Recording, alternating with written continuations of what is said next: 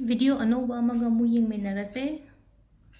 kainone ngasi gise dream spell haina suya haira suya record dream spell haragadi any kind of wishes hai tar ko somna pamiba video anova amaga muying minarase ngasi gi spell se akoina dream spell haina haira suya rani ko dream spell haina haira gadi exam leiba natraga hadi interview atai atai aina hoje hoje pamiba ai gi dream do adugi matungina hai tar ko ado sigi spell se kamaina togadabano haibado ai hapatang share torake ko aduga magi akoigi affirmations kaino se prayer se ai description da hapake adudagi screenshot lobiraga pabi bayani ko ado khwai first da koina togdoi se candle ama thanbiro ko candle se angoba or asangba ko ani sigi manungda ama thanbi be asang poirga su yam phai ko angoba poirga su kesu kaide asangba phangdraga di angoba togbi be ko ado khwai first akoina lawgadabase paisa ko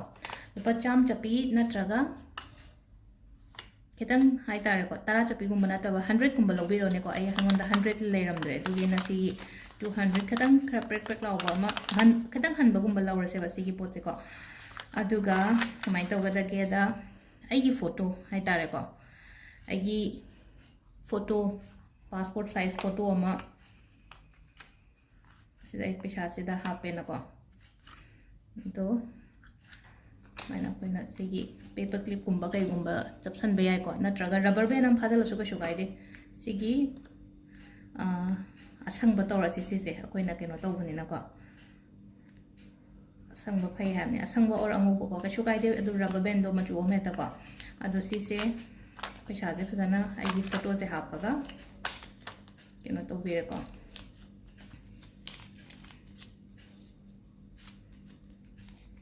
सिसे फाजन बिरसे दुगा side सिदगी अदो आइना तौबा याय हाय सिगी specially पैखा गुंबा चटपा interview गुंबा चटपा तौबियो को सिगी पोटसे आइ तारगदी नुंदांग गुंबा तौबिरा याय अदुगा मथंगी निमित्त सिजे नंगना नंगी pocket नत्रगा नंगी मनी बैग को अंगांग गुंबा एग्जाम चटपा ओइरगदी कनोदा दुम हाफन बियो मागी पिखाव गुंबदा हाफन बियो को हाजे क्लास 10 क्लास 12 अते एते मैम म याव लाकदोर बि एग्जाम मैम म लेनो को अदु दो हाइदि अदुगा हाइदि खतंग 10 गुंबा 12 गुंबा कारगदी मोय मसाना तौबा हैरगदी याम हाइदि तौबा हैनि को सिगी पोचे उसमाइना सेमगा अखोइना सिसे अखोइना आइगी खुत्ता थमगा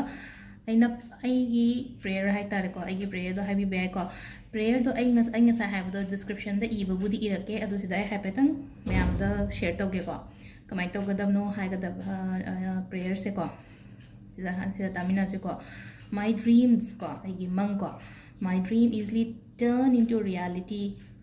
I am attracting into my life the things I want. The future I want is manifesting right now. I am a magnet for my dreams and goals. I am achieving my dreams. I am living in a wonderful house in a wonderful neighborhood. Good things are happening every day in my life. Everything I do turns into success. There is love and happiness in my life. I am healthy and full of positive energies. Thank you, thank you, thank you. Silai ko hai di prayer so hai re duga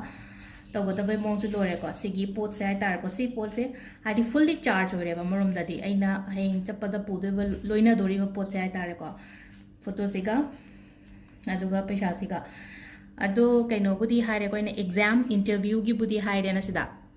अदु नत्रगसु अखोई योइना हाइतारको अखोई योइना aina hoje honariba aina tawriba thabak tu da amu henna growth lakna bagi damakta si tobiba kai ba kem lekte ko growth lakpa haragadi income hendoine dana aduna si se adum aina honariba thabak tu da haitar ai thabak tawjare aduna si tawroge kaina khallaga su ko hai tawrasu ke sukai deba thabak to mi horaga na hadi nange promotion lakpa na natraga nange salary hike lakpa aduga business to mi haraga nang sagi nange profit to na hangai la amba tu ga amu hene hengat pa ko pa adu sigi potse somgi wallet natraga purse yaugda sano do angang gi na ina sum pocket ta ha po ha na ko interview chat pa adagi exam gum chat pa ko pa oina haraga di ai gi dream ko aina pamyo po to adu ni da aduga ai kanom khatang share to keno to request to jage ko mayam da comment reply halaktre na personal message hajan birakano please ai tasengna haidi loi hanba ngamde ko haidi kitang mi gi so